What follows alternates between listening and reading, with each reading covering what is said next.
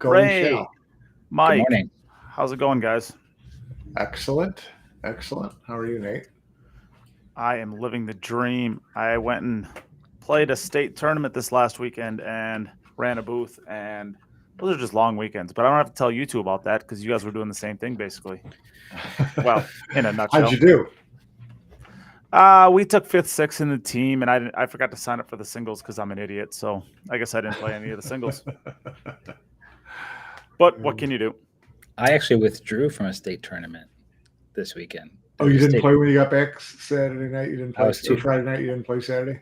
No, I was too tired. I thought about it, and I was just like, man, I'm already pretty worn down from Roanoke and then Norfolk back to back, and I was just like ready to kind of just chill for a little bit. So, it's if you don't mind me jumping in here, it's interesting that you mentioned that because I don't know if you guys have seen the little kind of docu video of Jason Shaw where Carl Boyce follows him around, and he talks a lot about the grind of traveling and how it wears you down and things like that. And so if you give me some perspective, because you were at Roanoke and the International back to back, and then you think about some of these guys, the Kazakuses and the Graves and the Jasons or whatever, who are working on like 8 or 9 weeks in a row of this in various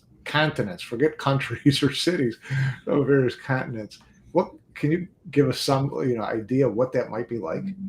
Yeah, I think it's part of the reason why you see a lot of these guys place such an emphasis on like a gym routine or like a self-maintenance routine. Like, for the most part, you see a lot of them in the morning going on the treadmill, getting outside, getting a little workout in, trying to like create a structure for themselves that helps them not feel as disoriented. Yeah. And it helps you get acclimated. And, those little investments in yourself help keep you kind of going. But definitely like, it's a physical toll, especially when you're traveling across the globe. Like I haven't even done that yet really. And these guys are, like John Mora, I mean, he's had such a crazy schedule. He's, gone to Qatar and then Vietnam and then back to Virginia. A lot of these guys have kind of gone through that gamut. And then some of the guys had Austria in between. And then they came back to the US. So like physical preparation is one thing. Obviously, it takes a lot of mental energy to compete at that level. And then if you're competing and having a lot of like close matches, but not getting there deep in the tournament, that's a mental tax too, that you're paying, which is why I think I'm glad that I've seen some of the players this past year, Jason included, talk about, their struggles with mental health. Yeah. Jason had that Golden Break podcast episode with Emily, which I thought was very endearing to him. And I think like I have had conversations with friends of mine who are in the amateur circles or even like just kind of getting started and even in like just like league circles. Right. And I'm like, I promise you what you're going through is happening at every spectrum of this game, skill wise. It doesn't go away because you become a 700 Fargo or an 800 Fargo. It gets worse. It gets harder. And I've had this conversation repeatedly with men, with women players, with juniors, and they talk about, oh, I'm really struggling right now, and I kind of contemplating quitting, and I'm like, I had somebody send me that message this morning. Yeah, it doesn't literally this morning. It doesn't get easier. Everybody goes through it, right? Yeah, everybody's got to go through it. Yeah, it doesn't get easier. It gets maybe harder as you move up the skill level because now there's more eyes, there's more attention, there's more resistance. It means more to people. But this is a universal theme in individual sports, and you have to make do with that, make peace with that, and then choose to put your cues back together and do the work necessary to improve on the areas you need to improve on, whether they're mental or technical or whatever. So yeah. You see the guys, you talk about putting all that time and effort in and maybe not getting across the line, losing some tight matches. And realistically, when you get through a tournament, there's probably only 3 or 4 guys that walk out of there feeling really good about themselves. It's brutal. Someone surprising who makes a Final Four, happy as shit, whatever it is. But for everybody else, and in a series of events like we've just been through, don't even have any time really to take that day or two to themselves to recollect their thoughts and get Yeah. their minds straight again. It's gotta be brutal. It is Not unless brutal. they can do that from the backseat of a car with 6 other people in it. Yeah, exactly. I mean, it's, so, yeah, I think this year we've really gotten to see what kind of toll this kind of schedule takes on you. I mean, in Yeah. other sports, it's that way as well, but they're seasonal, right? They Yeah. get 6 months, they get 4 months, they get whatever it is. Right. Pool starts January 1st, and it reconvenes the next January 1st, and there's no time off in between unless you make it for yourself. Right. Which Right. is why I think you saw like Filler didn't go to Hanoi. And from my understanding, he was really worn down. He went to China Open and to Qatar Open and won both. So it wasn't like he was hurting for money, Yeah. And, maybe he just wanted the time to kind of just. Well, during Hanoi, he went to Slovenia and won that tournament. Right. Okay. So there's that, And so it's like, you see guys, especially if you're winning, you know what I mean? It makes it easier to say, I'm just going to, take a breather here and not do the whole 10-hour flight, back and forth thing. The other side, he's got to say, listen, these hot streaks don't last forever. I'm riding this sucker till it drops. Sure.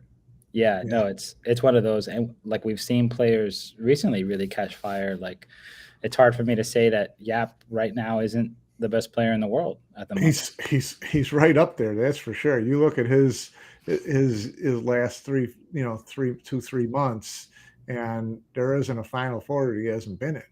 Yeah, I mean, he gets to the semifinals of the U.S. Open. Cole puts on a historical set on him, and it takes that to beat him. And then he goes and beats Federer 3 times in 3 Well, tournaments. he won the Michigan Open right before that too. So yeah, he finished second. He finished second to Victor. Right. Oh yeah, sorry. Yes, he got second to Victor. Second to Victor. Yeah, right. In the Michigan Open. Yeah, right. Yeah, another finals he made it to though. Right. And then he wins the Roanoke, and he wins the international back to back, and he beats Federer in the finals of one and the semifinals. He finished third in the Bigfoot 10 ball. Yeah, in Norfolk as well, and I think he finished top 10 in the European Open. I mean, he's had a pretty good year. And I think last year also around this time he kind of peaked as well. Yeah. So I think his game is just in a really good spot now. I've watched him play. I got to play him in Roanoke, and he beat me as bad as he beat Shane. Like he just, he doesn't care. He's non-discriminate about his performance. He's just going to go play perfect. And it's going to take you playing more perfect to beat him. But when you talk to him, he always got, he's kind of Efrenish, and he always got all the rolls. He always gets lucky. He didn't feel that comfortable. He wish he could play better, whatever. Yeah. And meanwhile, he just keeps rolling through one match. Yes, not nice as you couldn't wish it for a nicer guy than that. He's super gracious, and he's so humble that it's like it's hard not to just root for the guy. You know? And it's great to see him just kind of going and playing world-class pool and just continuing to carry it over. Just awesome to watch for sure. Yeah. And it's funny, like at the international, you see some of the older guys like Kim Davenport and Mike Siegel get a look at him and like, oh wow, this guy plays great. Oh, he did something a little bit different here than I would, but man, plays fantastic. I was talking to Kim when I was there, and he said, I got to tell you, I watched, when we played events, there were, 8 guys, maybe 10 guys who could win the event. You watch the talent out here now, and it really looks like there's 30 guys that if they won the event, you wouldn't say it was a total shock because they play at that level. Absolutely. Do you think the number's at 30? I think that's probably a little bit. I think it's, well, you pick someone in the top 24 and say they could win the international, none of it would surprise me. Right. Some obviously surprise you more than others, but in those days, if someone beyond number 12 won a tournament, it was Tommy Kennedy winning the U.S. Open, and that's happened like once a decade. So it's just just the talent's unbelievable. You saw with Dang. Winning earlier this year. What was that? Was that the UK or was that Spanish Open? I think it was the Spanish Open. Spanish, okay. Yeah. So, you just, Ridiculous. and where would he have been on your, top 12 list? Wouldn't have been in the top 12. Probably top 112. And So, and what's sick, if you go back and look at the scores from the qualification round, losers qualification to get into the final 16, that round, there was 3 champions who all got blanked 10-0 yeah, in that event, which is wild because it's alternate break, right? yeah, crazy. And there was 3 players who got hit with a 10-0 Skunked. score Yeah. line. Yeah. So it's and those are all players that are, playing great pool. They're at the Yeah, right. final. They're on the cusp of getting into the single elimination. So and a lot of competitive matches too. You know what I mean? So it's Yeah. kind of like, I don't know. For me, looking at the international, I really liked I felt like this is one of those tournaments that's probably the most for the players as far as how everything is formatted and laid out. Compared to any other tournament that I played in this year. And I kind of got the sense that Pat is one of these guys who is a player because he's a 100-ball runner in straight pool. I think he's a 200-ball runner in straight pool. Sure. Has a long history of recording the top matches and knows what the players want, what puts them in good form. And the arena is immaculate. All the outside tables, the conditions are perfect. Commentary, you mean? All the outside tables are perfect. Like, one thing for me that I think no other tournament has done all year is every round when you're done, there's somebody who's bringing a fresh set of balls that have been polished and ready to go for the next round to every table. So they have like 2 or 3 people working on that the whole tournament. Yeah. Who is just like, as soon as you finish a match, they're It's a coming players tournament for sure. Oh, it's It definitely always for has the been. players. Yeah. And even this, like the schedule too, like the time, you can really prepare for your match. It feels like what Wimbledon is like, you know what I mean? Where it's, you're scheduled out, there's some time between matches. So let's say you're going to play the next round. It's a big match. You can schedule your time through the day to hit your peak for that match. You know what I mean? And if you stay on the winner side, you get plenty of kind of like break time through that where you can kind of create a routine for yourself. Right. And I think players who are new to that really enjoy that because they can say, oh man, I really got my routine down. I know what I can expect. And if you stay on the winner side, it really benefits the players who are winning a lot. You don't really ever have to play a back-to-back match until you're on that, let's say, winners qualification. You lose that match, then you have to go into losers qualification to try and qualify. I do like that he's single elimination to the final 16. Yeah. I've said a million times I'd like it to be all the way to the final 4, but I do like that they keep those matches going, keep good players in it, make it that when it's rolling the dice at 64, that to me is a little bit too early. But sure, I do like that he plays it down to at least 16 for the single. I think that's also a thing that kind of caters to the players where they're allowed one freak match, a fluke, or maybe a bad set. They just happen to have something go against them, and you can recover from that, and kind of protects the better players as well. I think there's less variance.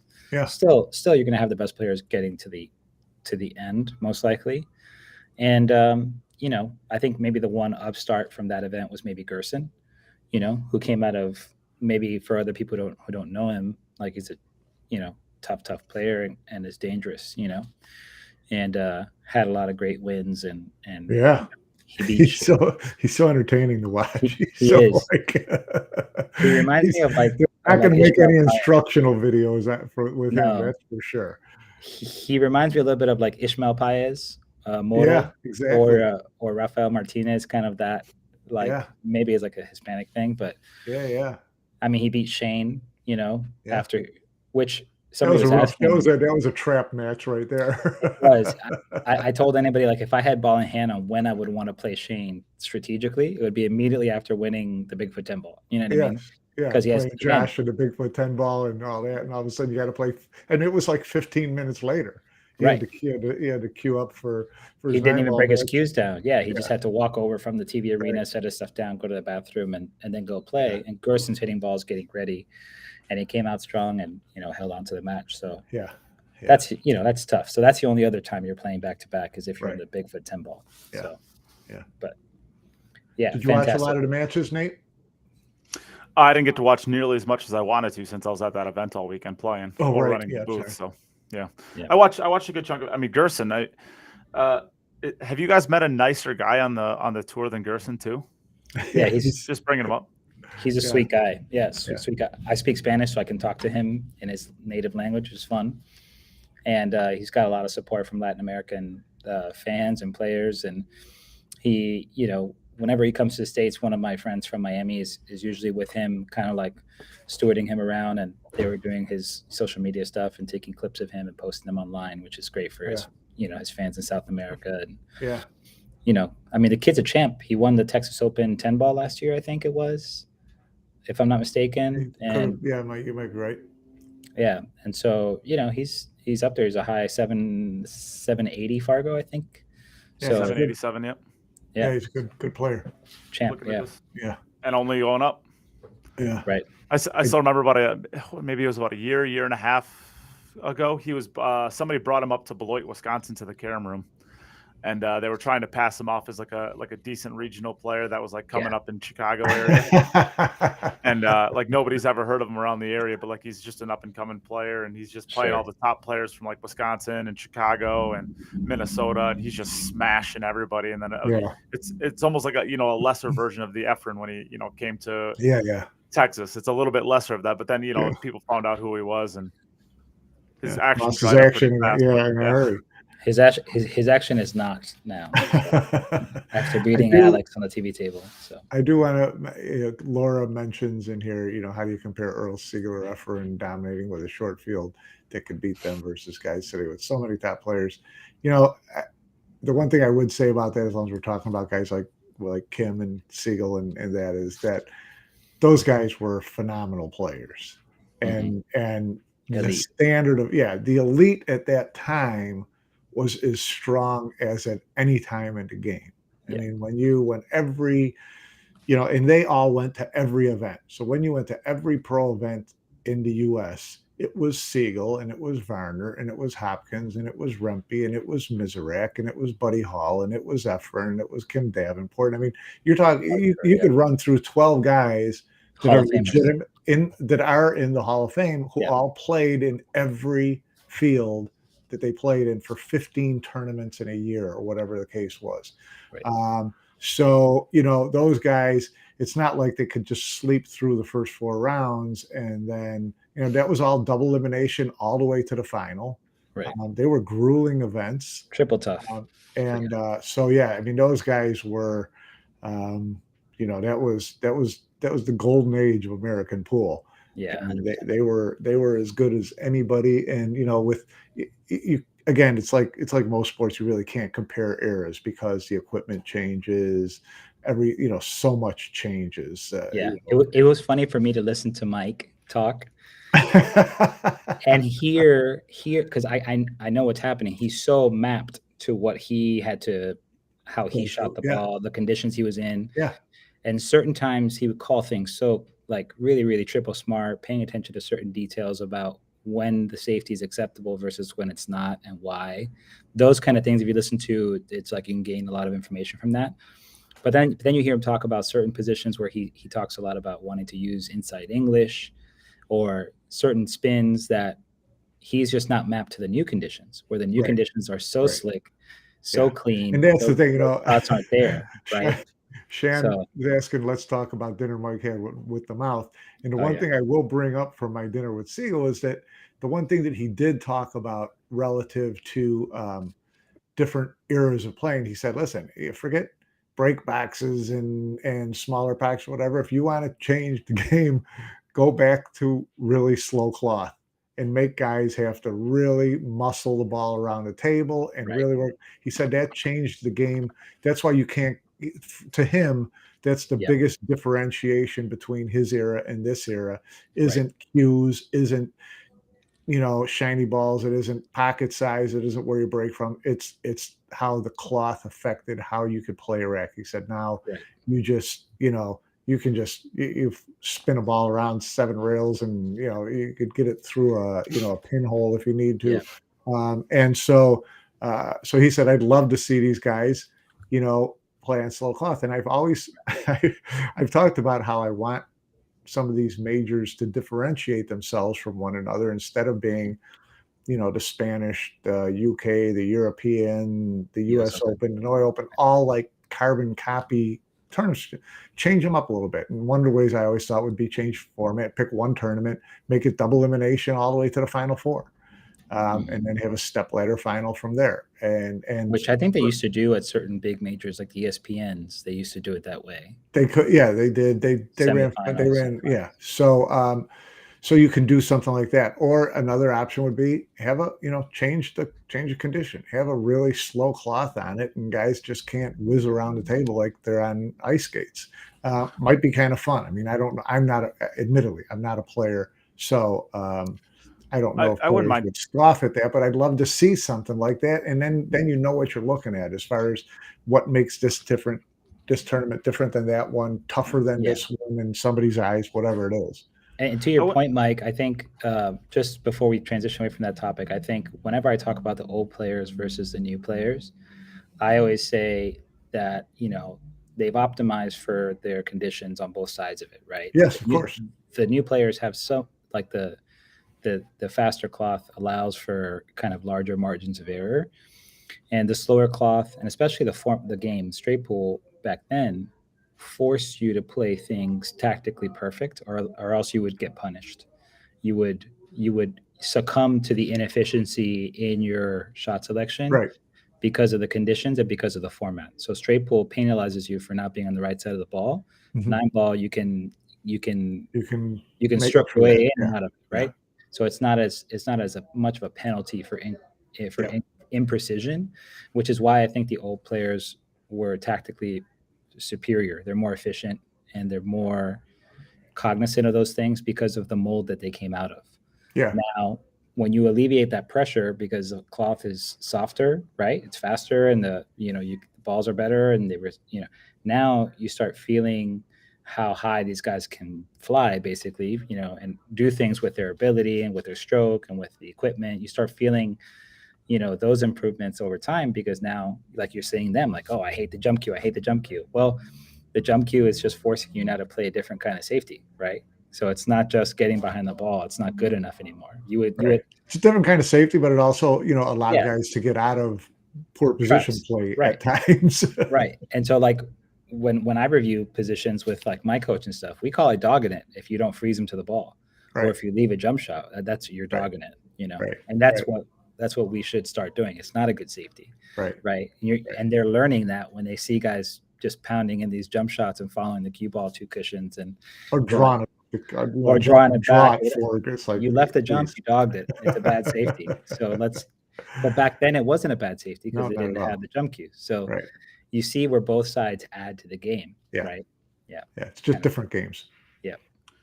Well, I mean, and I wouldn't mind branching off that a little bit too, because I remember watching Koping Chung on his way to winning the U.S. Open, and I was kind of watching it with somebody, and they're like, "Why is every single shot that they look at, or that Koping Chung shoots at, is like really, really difficult?"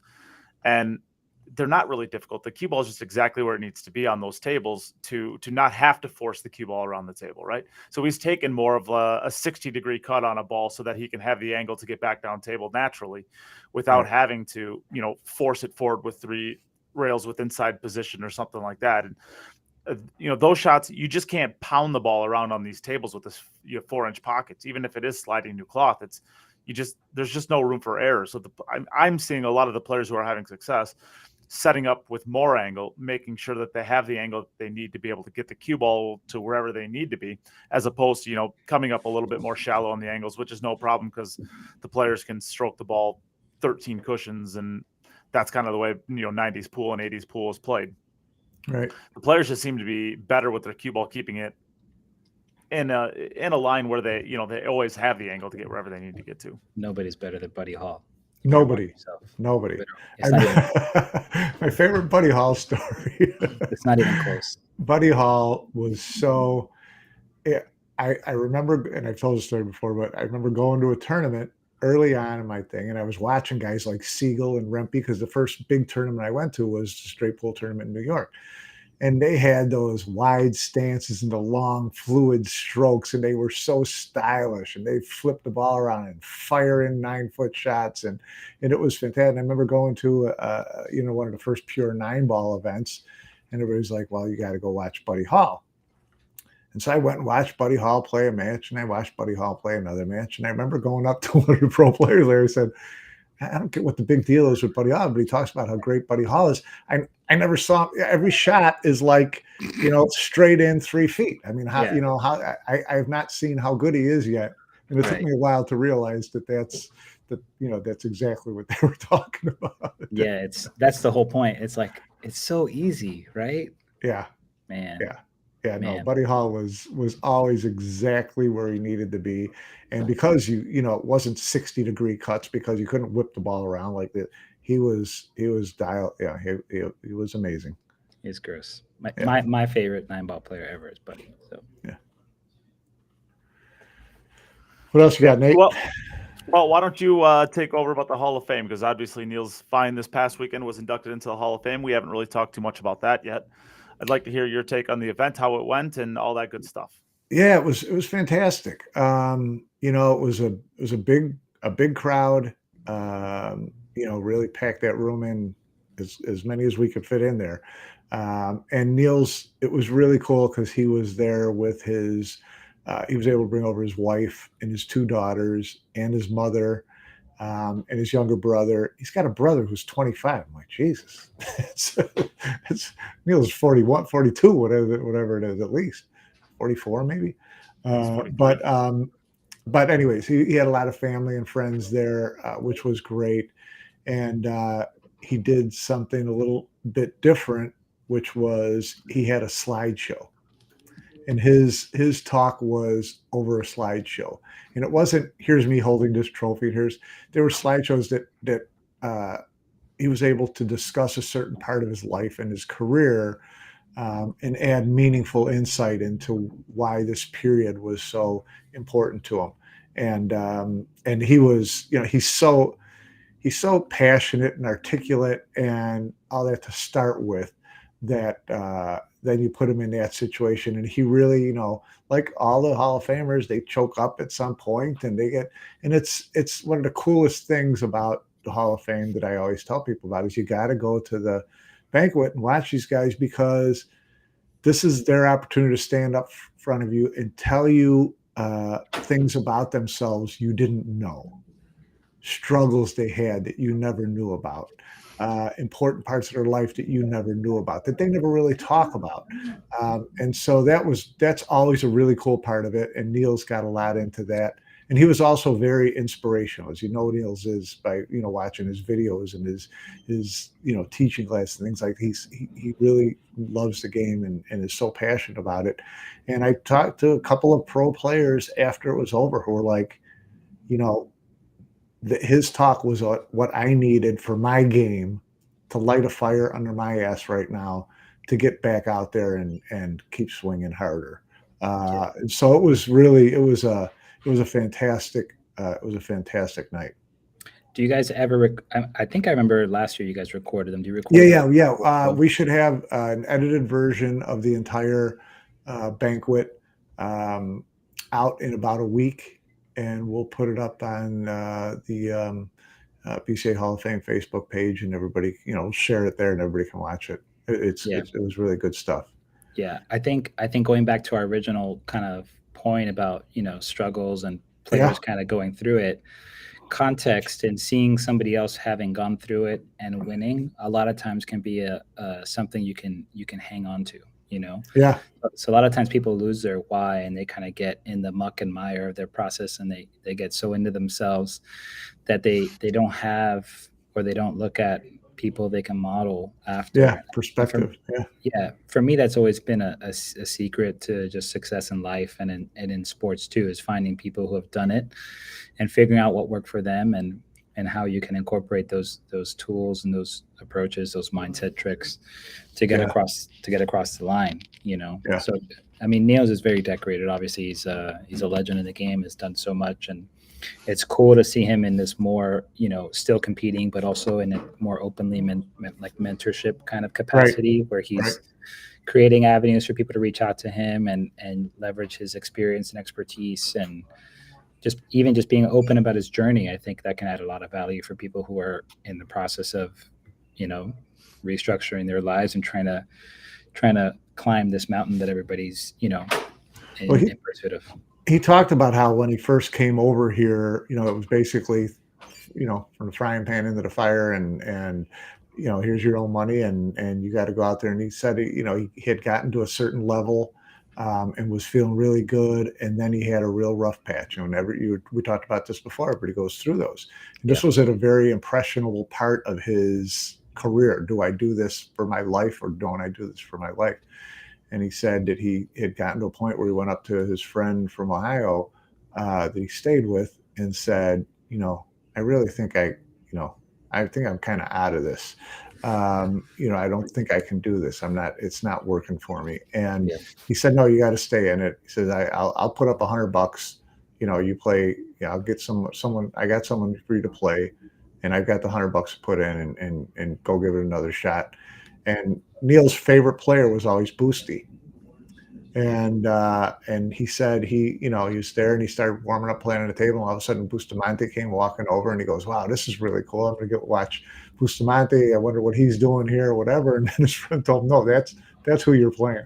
Brutal. He played 3 sets, raises to 9. And it was very funny. Niels said, the first set I ran 4.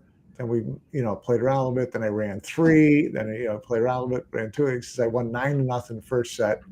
And he said after that, Boosty just looked at him, and he said he was wearing a baseball hat. And he took the hat and he just spun it around, and that was it. Boosty crushed him the last 2 sets.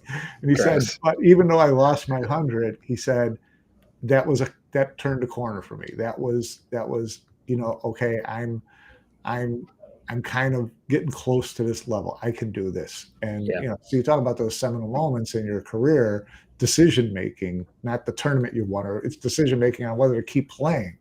That's all these players go through that. All these players have that day in their life. Yeah, that's really beautiful to hear. Cause even for me, I had a friend of mine reach out to me saying that he was really struggling mentally and stuff. And he was kind of paraphrasing a message that I had sent in confidence to a friend of mine, where I was like, man, I'm really bummed out right now because I didn't do well, or I've had poor tournament results, right? And I just kind of similar struggles, and it reminded me of the cyclical pattern that everybody goes through. And it's funny because in practice this last month, I've won 3 sets against guys close to 800 in out of tournament scenarios, and then in tournaments I've just been not performing to that standard. And so I've been trying to figure out what it is, and I can always look back. I'm like, well, I just won this set 9-6, 9-7 against a guy who's a touring professional, active right now, 800 Fargo. I know I can, so what's the personal hang up, And then basically I saw my friend reach out to me. His lower skill level, he went 2-0 in the US amateurs this past weekend that was also going on. He's like, man, I'm really upset. And I'm so it's kind of, I'm talking to myself, and him a little bit. And I'm like, well, you just gotta, so I'm trying to be empathetic to myself. Right. It's easier to be empathetic to other people. It is. And, yeah. And it's you live by the same words. Yeah. And it's easy to not be empathetic to yourself. And I think that's the trap. We can have such high expectations of ourselves. Yeah. And not realize that it takes time. It's a process, and for different people, it happens in different timetables. It's just you got to have grace and just suck it up and continue to keep plugging away until you find the answer. So, agree. It's tough. Yeah. So, that's awesome that Neil shared his journey. I'm looking forward to seeing it whenever. Yeah, no, he was fantastic. It was great. Not much of a surprise there, is it? What's that? No. That he was an incredible speaker. No, yeah, he was very.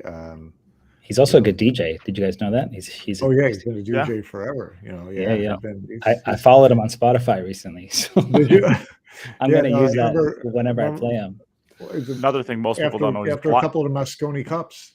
After a couple of Mosconi Cups, the after party, all of a sudden they'll set up if there's a booth set up in there, he's in there spinning.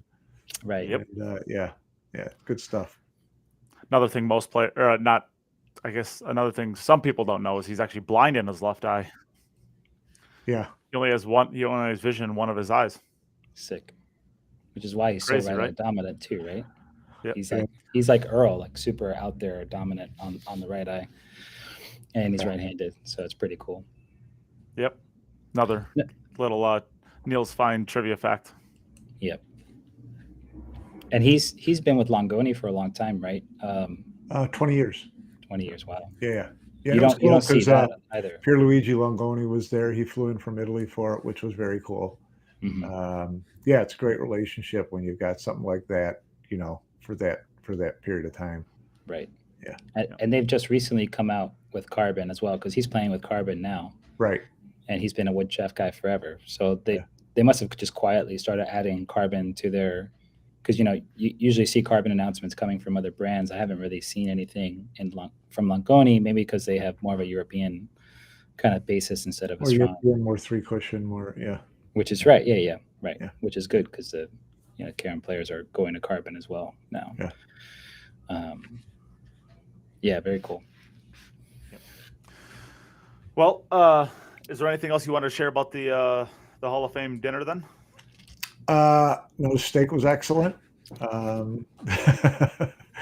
My martini was a little watered down, but that's all right. Sorry about that. No, it was a great night. Always is. And we'll look forward to next year when it was funny. The little tidbit from this.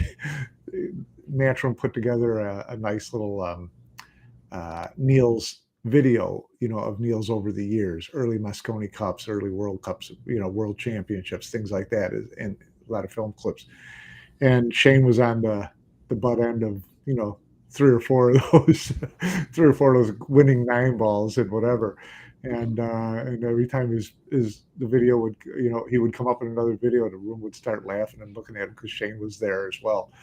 And, I commented after that, I said, well, everybody can take their laughs at Shane right now, but next year, everyone in this room is going to be on the wrong end of the Shane. Every last one of those Hall of Famers is going to get a clip. Be on the wrong end of a Shane clip next year. Getting roasted.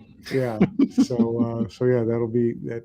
You got to assume that he's a shoo-in for next year. So. Oh yeah. I don't know. He's gonna have to earn my vote still. I'm not really sure. He might have to win. Well, he might have to win something else from now until then. I know we need a bigger room than they have at the.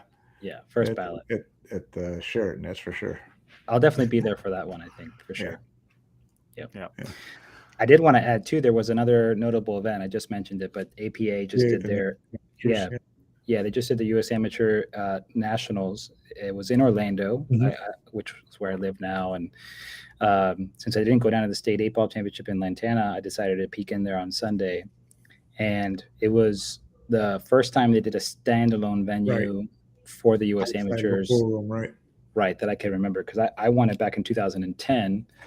And they had it at a pool room, and it's been in Tampa ever since, because they really like Tampa. Right. Strokers was, the home of the Nationals for a long time. But you can tell that their partnership with Diamond is kind of opening up the possibility for these kind of, bigger setups. And for US AMs, I feel like this was like the first and probably most complete and most beautiful presentation of that event that I've ever seen. It's really slick. I posted some stuff to my story, but they had like 3 big playing areas with diamond tables, all brand new, 4.5-inch pockets with diamond lights. And then they had a big TV arena with a beautiful kind of setup there. And they had commentary. JJ was in the booth. So, they had the best of the best setup.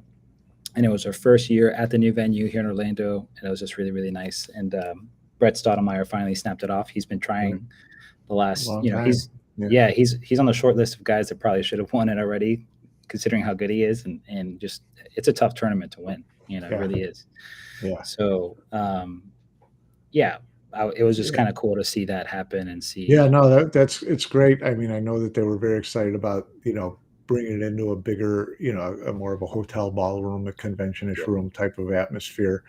And, I'm fortunate enough to work with them every month with the BD Live show, and they do such a good job and professional job of everything they get involved in. So, it's, I know, I even got a note from JJ during the trip down there that, that really was stepped up. Yeah, I think when I look at bar nobody, APA probably has the most well organized run events. Like if you consider like what their nationals look like, you never see people miss table assignments. Everybody knows where they're playing, and they're talking about tens of thousands of people. Yeah, no, it's crazy. It's crazy. And then mini mania and like Yeah. God knows all. Yeah. So logistically, they've figured out what works and how to do it efficiently. So now they're doing these nicer kind of events. It's just nice to see something that's equally backed up with quality equipment from Diamond. Because now there's uniformity with every table playing exactly the same. They're all brand new diamonds. The equipment's gonna be perfect. So I think it's just nice to see that platform be extended to the top amateurs. So. Yeah, good event. And out of curiosity, because I honestly don't know much about this event. I've seen it all over Facebook, around this time every year, but I just don't know a lot about it. What are the criteria for playing this event? What is an amateur? The way APA defines amateur is percentage of income. So if the majority of your income comes from work and not from playing pool, then you're considered an amateur. Barring, somebody whose skill level is so high that they would just ask them not to play. Right. So they have kind of a discretionary, case by case thing. But assuming that you meet those criteria, you're just a really, high quality, working guy who wants to play pool and compete, you would just win a regional qualifier. They have those scheduled throughout the year. So you have to go compete in a regional, win the regional, and then that earns you a spot into the national. And you play in the national in the U.S. amateur format, which is a mix format of 8-ball and 9-ball. 8-ball and 9-ball. And it's double elimination to the finals, and the finals is single elimination, 1 race to 11, I think. Yeah. So if I'm not mistaken, I think, do you have to be APA sanctioned for it? You don't have to be an APA member to play, though. Yeah. Okay. So like somebody like an Abram Shad or he's a former U.S. amateur champion. Yeah, and I think he's like a 760 Fargo, if I'm not mistaken. Yeah, he can't play anymore, I don't think. Okay. And then if I'm not mistaken, BJ Ushery has also played the APA national event recently. He played a Masters event, which is a team. He played the team thing. He had to, qualify with a team and play on a team, whatever. But that's different than the amateurs. He's also barred. He's also barred. Now he can't go back and play. Yeah. Okay, got you. I guess especially in the U.S. where what do you guys think we realistically have on? Is there 5, 6 touring professionals in the U.S.? Do you think we have 6, 5, something like that? Tyler, Shane, Sky. We're getting kind of thin past that, right? As far as guys who don't work, period? Yeah, that are just touring professionals. It's probably a pretty short list. Yeah. I'm thinking those 4. Can you guys name any others? Hunter Lombardo. Yeah. He's WPA's #1 ranked American. Yeah, well. It's just too easy sometimes. I would say this kind of speaks to like a broader thing, because I've had this conversation recently, and I kind of want to create a standalone video of it, just kind of discussing it, because I feel like, we have a lot of people that talk about, wanting to, proactively invest in the juniors and develop the juniors, which I wholeheartedly agree in. And we're seeing, the fruits of that work, like with the JIC and Ron Hanna and Mr.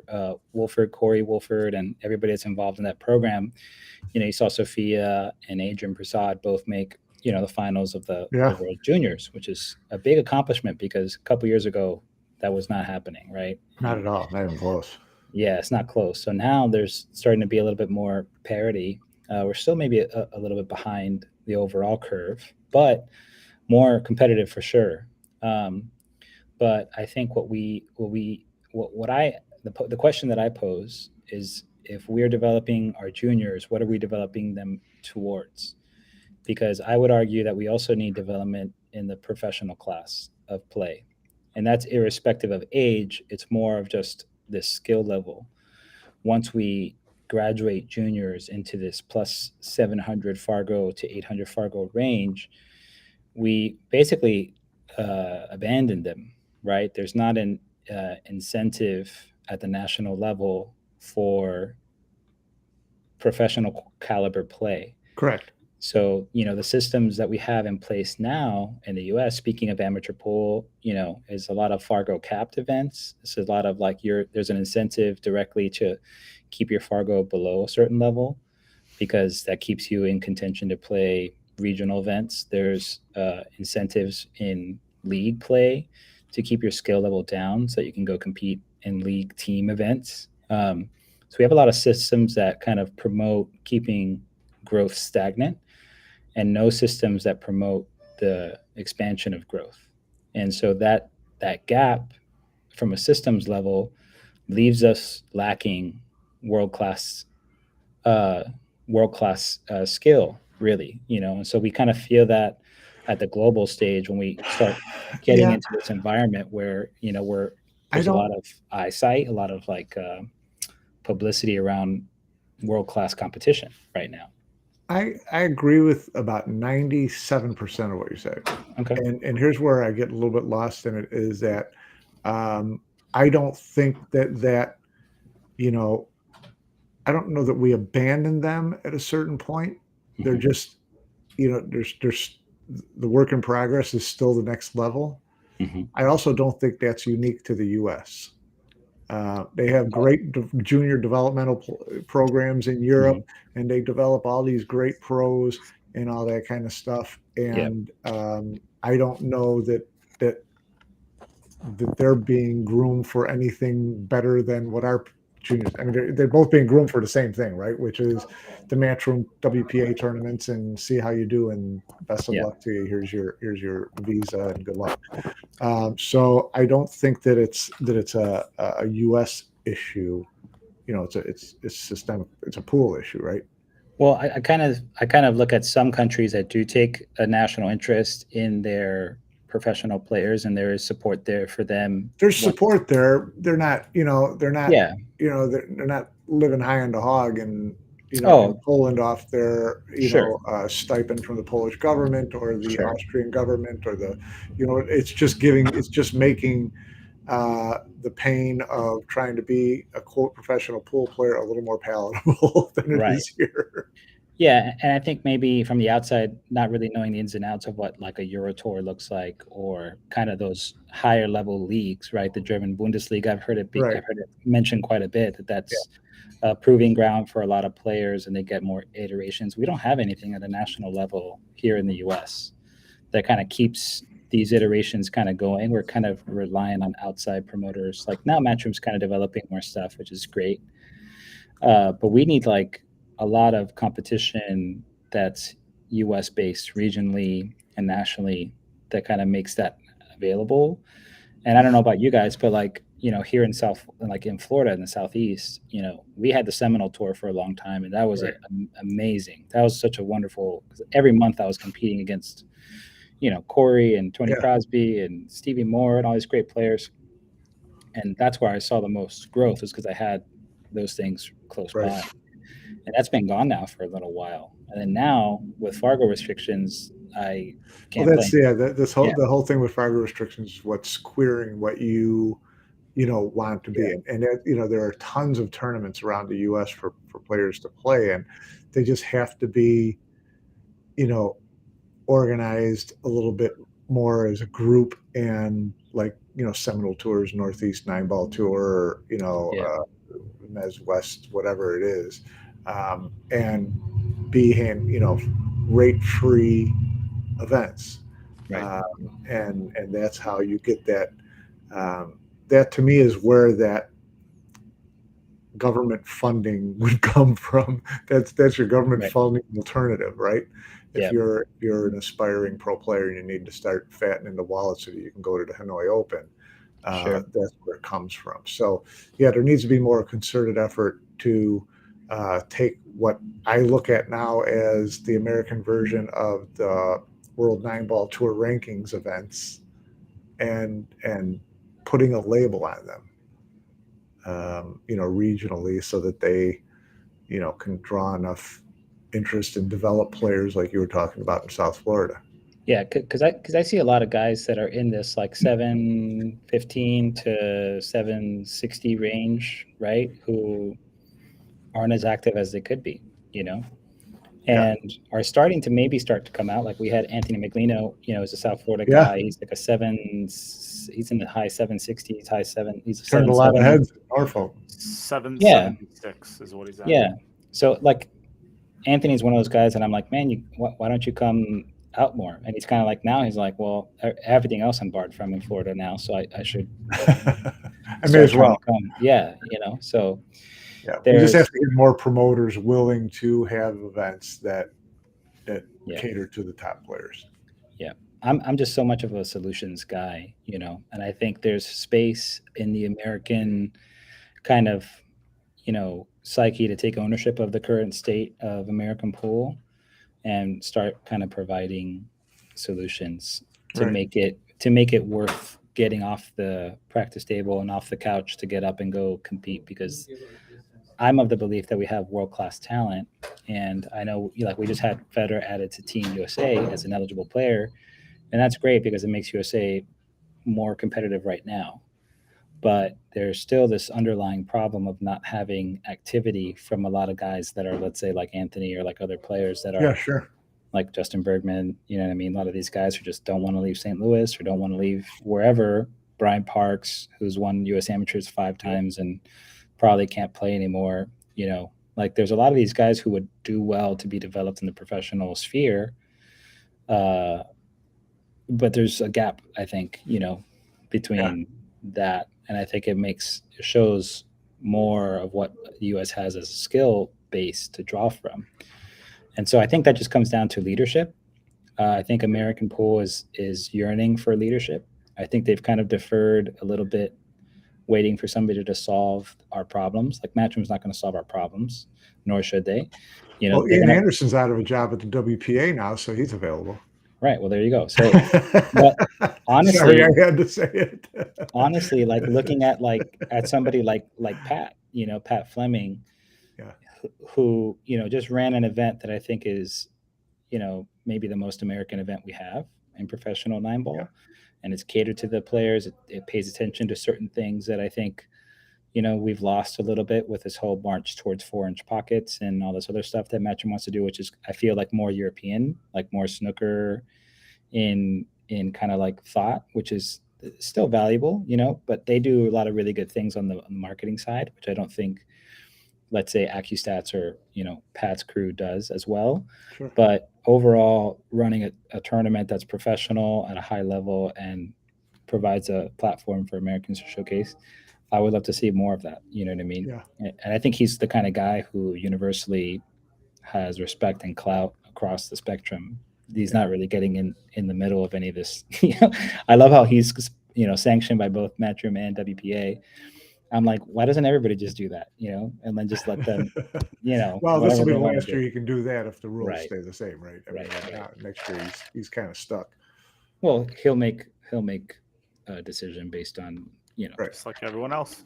Right. Yep. So, but I do appreciate kind of like how steadfast he is. And I feel like he's a voice that a lot of people could get behind if he were to organize something. AccuStats is a brand that everybody knows and trusts. And a lot of people are playing pool because of his impact. He's a legend, and we can't really like quantify how impactful he's been to the world. Like there wouldn't really be 9-ball pool that Matchroom has without Pat's influence directly.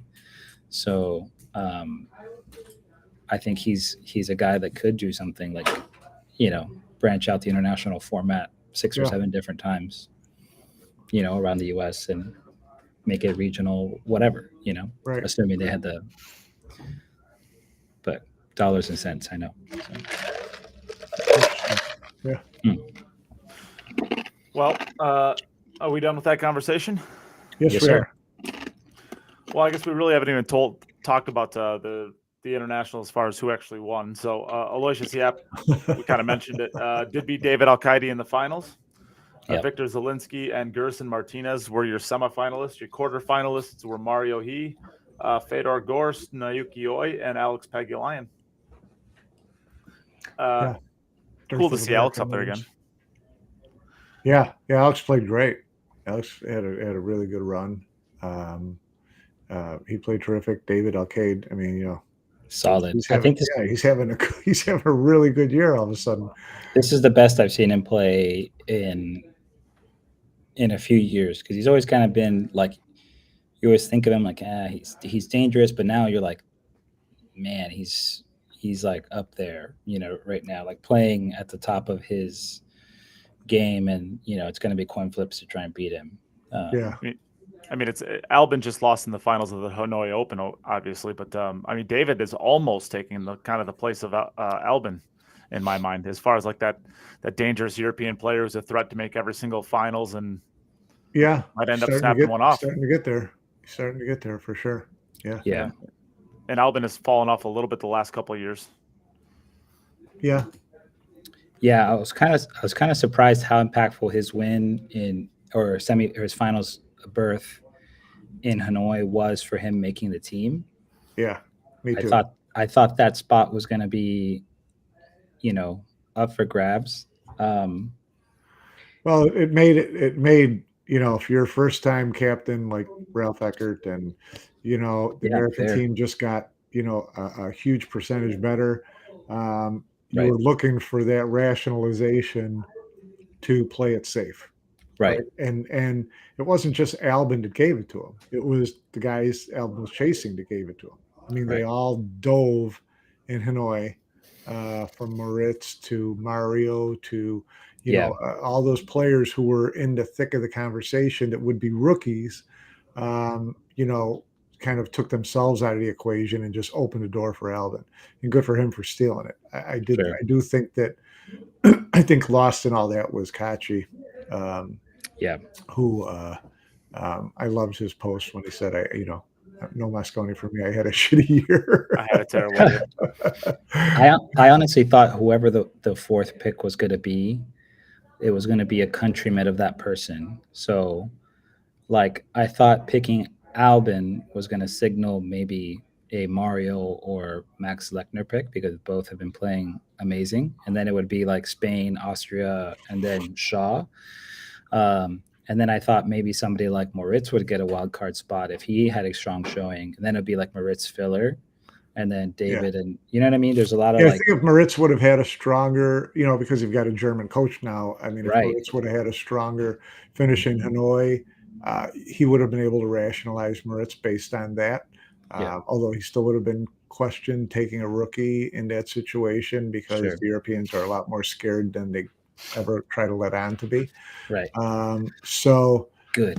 It's just it's those situations. But yeah, I thought Kachi got kind of a raw deal on it in that. Well, he had a shitty year. What can you do? Well, yeah, but he tried to play in Hanoi and couldn't get there, and then bad role for him. Then then played in the World 8 Ball. Yeah. And it was in Austria. And played well. And when I heard that Ralph Eckert was not going to be in Austria, then I knew that his chances were not there at all, because I would have thought that he would have at least, if he was given him any thought, would have gone there to see what his form looked like.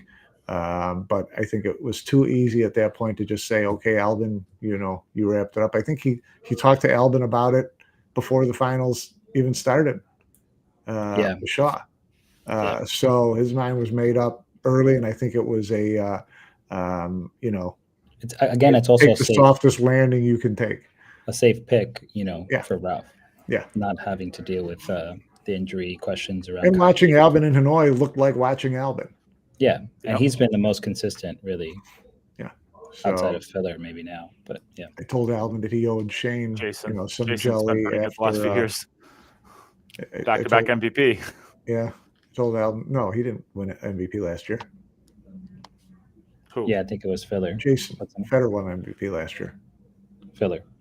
Federer wasn't in it last year. Filler won MVP last year. Yeah. Oh, okay. So then the 2 years prior. Yeah. But anyway, I was drunk by then. It's still a pretty solid. It's the same team they had last year, which is what made it so freaking boring. Right. Yeah. Well, show us the depth of your talent, not the same five guys.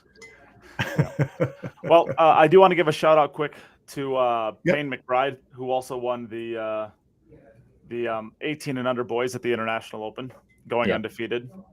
Yep. Beats Nico in the final. And then Sophia Most over Savannah Easton. So I'll give a shout out to her as well. Yeah. She Team played Florida. great. Team Florida. Yep. Yep. Yeah, and then I guess that's all I really have for the week. Anything else you Perfect. guys want to highlight? No, I'm good. That was great. Enjoyed the conversation. Yeah. We're right at the 1 hour mark, so perfect. Yeah, fantastic. Yeah. Thanks to all the fans tuning in. Yep. Yeah. Thanks everybody for tuning in. I got to give a shout out quick to our sponsors of the podcast. I know Michael Littman was out there saying he hasn't got my logos yet, but Michael Littman is a sponsor to the podcast, as well as Jacoby Custom Cues, Insight Performance Coaching, Billiards Digest. Thanks, Mike. Salado, Digital Pool, Onboard Sportswear, and Horo Tips. And we also want to give a shout out to our Patreons. Double Dave's Q, Dave Wiersma, Mo Bashir, Cody Wedig, Ed Ladawi, Matt Poland, and Morgan Lupton. And we also had a new Patreon this week that joined. So I want to give a giant shout out to Gary Wathan. Hopefully I pronounced your name right. Thank you for joining our Patreon. If you want to do that, you can always find that in the description of the podcasts. And with that, we'll close it up this week, and we'll see you all next week. Great.